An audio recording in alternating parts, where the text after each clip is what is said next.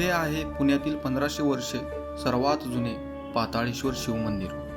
हे मंदिर लेण्यांच्या स्वरूपात अखंड दगड 10 ते 15 फूट जमिनीखाली खोदून कोणतेही दगड जॉईंट न करता पूर्णतः दगडात बांधले आहे। याला पुण्याचं आश्चर्यच म्हणावं लागेल। याची बांधणी इसवी सनाच्या 8व्या शतकात राष्ट्रकूट राजवटीतील 6वा राजा पहिला अमोघ वर्ष याच्या काळात झाले। मंदिराच्या समोर भव्य प्रांगण आहे, त्याच्या मधोमध गोलाकार नंदी मंडप आहे। मंदिरात सभामंडप आणि 3 गर्भगृहे आहेत।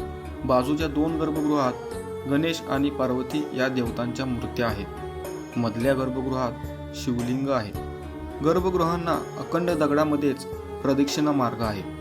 मंदिराचे नक्षीकाम पाहताना त्या काळातील लोकांची कलाकारी स्पष्टपणे दिसून येते। भारत सरकारने या मंदिराला महाराष्ट्रातील राष्ट्रीय संरक्षित स्मारक म्हणून घोषित केले आहे।